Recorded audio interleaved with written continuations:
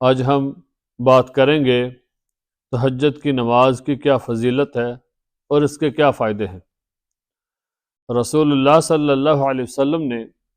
حضرت ابو ہریرہ رضی اللہ تعالی عنہ سے فرمایا، اے ابو ہریرہ،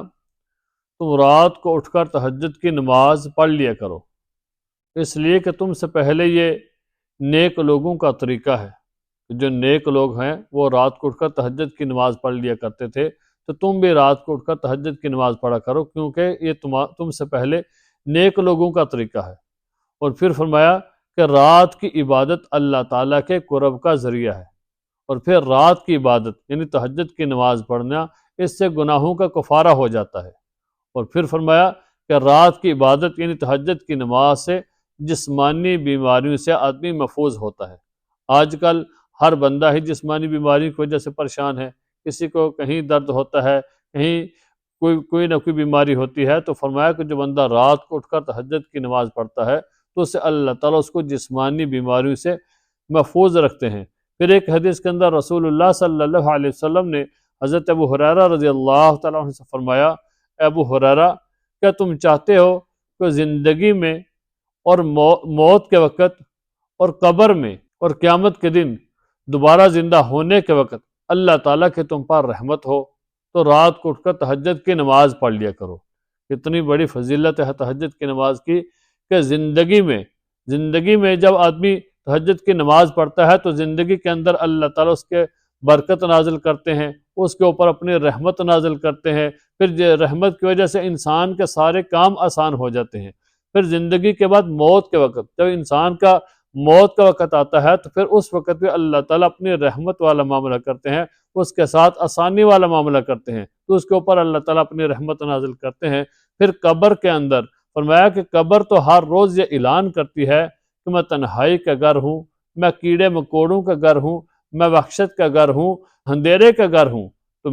میرے پاس آنے سے پہلے اس کی تیاری کر لو، میرے لیے روشنی اختیار کر لو۔ تو قبر تو یہ اعلان کرتی ہے کہ ہر روز میں تنہائی کا گھر ہوں، میں کیڑے مکوڑوں کا گھر ہوں، میں وحشت کا گھر ہوں، میں اندھیرے کا گھر ہوں۔ اس قبر کے اندر بھی جب بندہ تہجد کی نماز پڑھتا ہے تو اللہ تعالیٰ اس کے اوپر اپنی رحمت نازل کرتے ہیں۔ پھر جس وقت قیامت کے دن دوبارہ انسانوں کو زندہ کیا جائے گا، فرمایا کہ دوبارہ زندہ ہونے کے وقت بھی اللہ تعالیٰ تمہارے اوپر اپنی رحمت نازل کریں گے، کس کے صدقے؟ کہ جو آدمی تہجد کی نماز پڑھتا ہے۔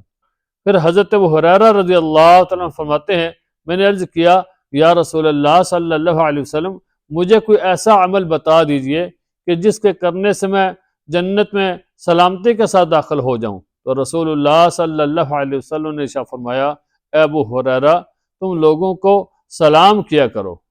یعنی کہ لوگوں کو سلام کرنا اتنا عظمت والا کام ہے۔ سلام میں پہل کرنا، پھر سلام کا جواب دینا، یہ ایک دعائیہ کلمات ہیں، تو ہمیں ہمیشہ سلام میں پہل کرنی چاہیے، لوگوں کو سلام کرنا چاہیے۔ تو حضرت ابو ہریرہ رضی اللہ عنہ فرماتے ہیں کہ میں نے کہا، یا رسول اللہ صلی اللہ علیہ وسلم، مجھے کوئی ایسا عمل بتا دیجئے آسان سا کہ جس کے کرنے سے میں جنت میں سلامتی کے ساتھ داخل ہو جاؤں۔ تو رسول اللہ صلی اللہ علیہ وسلم نے فرمایا، ابو ہریرہ، لوگوں کو سلام کیا کرو اور پھر لوگوں کو کھانا کھلایا کرو۔ اگر انسان کے پاس جتنی توفیق ہو سکے، جو اتنا کر سکتا ہے آدمی، اتنا لوگوں کو کھانا کھلایا کرو۔ پھر فرمایا کہ لوگوں کے ساتھ صلہ رحمی والا معاملہ کیا کرو، یعنی کہ لوگوں کے ساتھ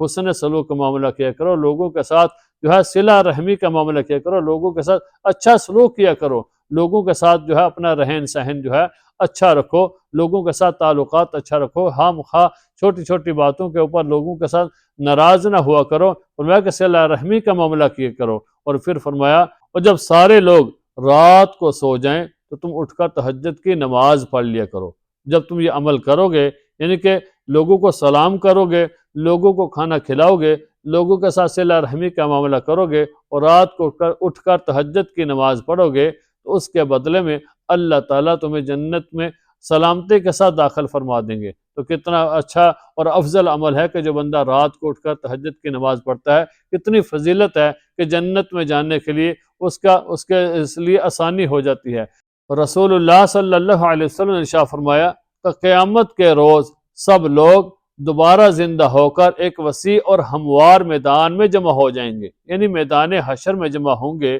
تو ایک منادی پکارنے والا آواز لگائے گا کہ وہ لوگ کہاں ہیں کہ جن کے پہلو رات کو بستر سے الگ رہتے ہیں، تو وہ کھڑے ہو جائیں تو ایک چھوٹی سی جماعت کھڑی ہو جائے گی جس کی تعداد اتنی زیادہ نہ ہوگی۔ پھر ان لوگوں کو کہا جائے گا کہ آپ لوگ اللہ تعالیٰ کے حکم سے جنت میں داخل ہو جائیں، تو وہ لوگ جنت میں داخل ہو جائیں گے۔ پھر دوسرے لوگوں کو کہا جائے گا کہ تم حساب کتاب کے لیے جمع ہو جاؤ۔ تو کتنی بڑی فضیلت ہے ان لوگوں کے لیے جو لوگ تہجد کی نماز پڑھتے ہیں۔ اور تہجد کی نماز کی فضیلت کیا ہے کہ رسول اللہ صلی اللہ علیہ وسلم نے ارشاد فرمایا کہ فرض نمازوں کے بعد سب سے افضل ترین نماز تہجد کی نماز ہے۔ تو اللہ تعالیٰ اگر ہمیں توفیق دیں تو ہمیں تہجد کی نماز جو ہے ضرور پڑھنی چاہیے، اور کوشش کرنی چاہیے کہ ہمیں تہجد کی نماز کی پابندی کرنی چاہیے، کیونکہ یہ نیک لوگوں کا طریقہ ہے۔ پھر رات کی عبادت اللہ تعالیٰ کے قرب کا ذریعہ ہے، پھر گناہوں سے کفارہ ہو جاتی ہے، پھر جسمانی بیماریوں سے حفاظت کرتی ہے۔ تو ہمیں تہجد کی نماز کی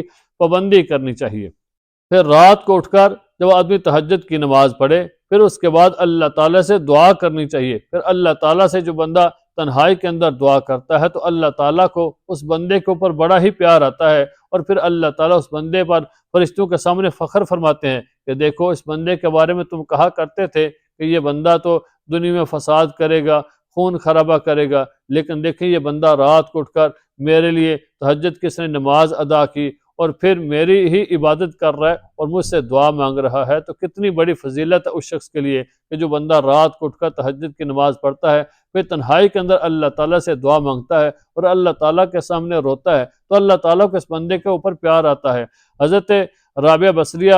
کے بارے میں آتا ہے کہ جب سارے لوگ رات کو سو جاتے تو وہ اٹھ کر اللہ تعالیٰ کی عبادت کرتی اور رات کو تہجد کی نماز پڑھتی، پھر اس کے بعد اللہ تعالیٰ سے یہ دعا مانگتی کہ اللہ دیکھیں کہ دنیا کے بادشاہوں نے اپنے اپنے دروازے بند کر لیے ہیں، یا اللہ دن چلا گیا ہے،